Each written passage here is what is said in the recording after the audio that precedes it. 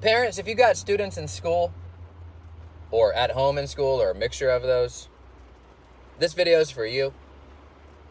I'm here to tell you to calm down. If you're already calm, then good. Then you might not need this video. But if you're freaked out right now and you're getting into screaming matches with teachers or at computers or your student, just take a step back. Let's really consider everything, and I promise you'll feel a little bit better. A standardized test is meant to measure large areas of student performance and be able to compare across large geographical areas and large, demographic gaps. And with everything going on right now, you think any of those tests are going to be valid? No way. None of the results are going to mean anything. The grades, what's a grade? They just passed everybody last year. What? What is it really? All you have to do is make sure your kid is still learning. That's it. And becoming frustrated is the number one way to stop that. They see you become frustrated, you're stressed out, they're stressed out, you don't understand the curriculum. It's not fair. Some kids have more access to things, some kids don't. Yeah, this is all stuff that's been happening in education. Too many standards, don't make sense, the order, right? Struggling how to teach something the way they want to teach it. None of that matters. Calm down. What matters? Okay, the student sitting in front of you, what has to happen for them? Well, they have to go out into the world tomorrow and the next day and the day after that. Teach them something. If you can't teach the standards, if you can't get a hold of the teacher, don't get stressed out about it. What, they're going to get a bad grade? Oh no. That doesn't mean that they're not prepared for the world. That doesn't mean that you can't teach them things. Just stop worrying about it so much. Okay, here's something on the curriculum. In math, let's say. They want us to teach it this way. Well, I learned it this way, blah, blah, blah. Doesn't matter.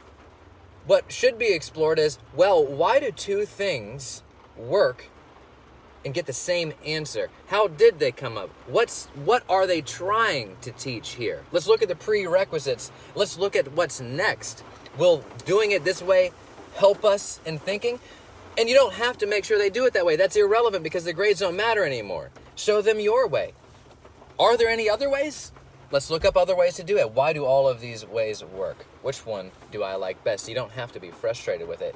Did you get the assignment done today? No.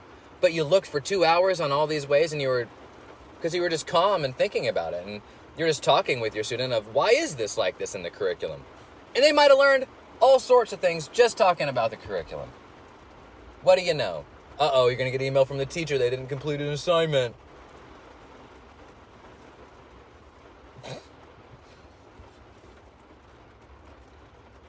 Sorry, teachers out there, but come on.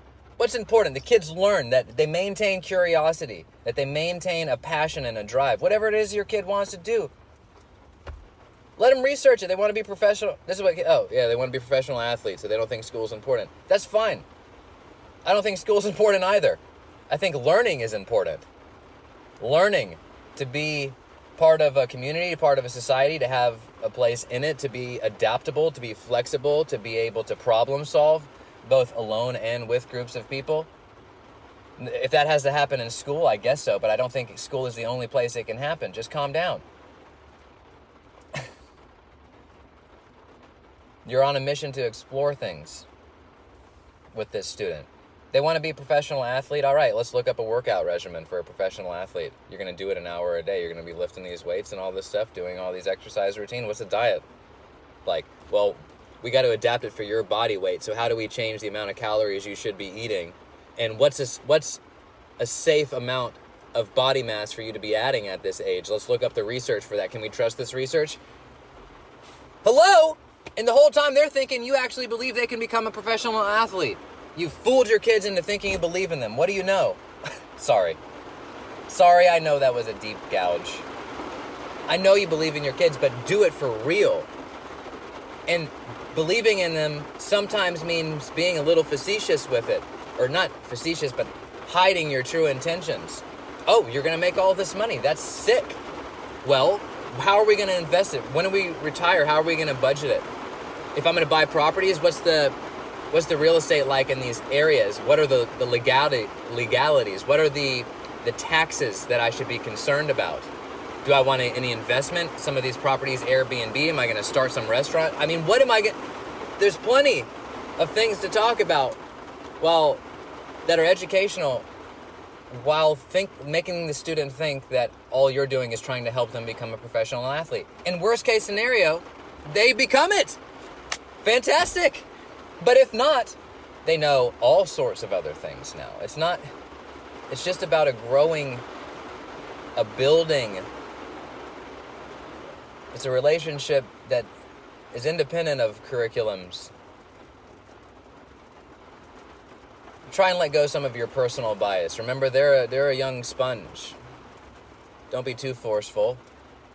If you don't like something that they're exploring or that's being talked about, that's fine. Show multiple views of it. You're finding that the curriculum has some things in it that you disagree with. Well, don't show them the things that you know that prove that that's wrong.